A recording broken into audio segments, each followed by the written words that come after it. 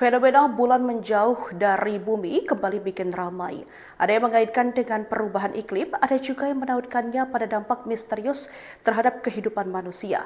Namun benarkah jarak bulan yang berubah ini membawa dampak besar bagi cuaca dan iklim bumi?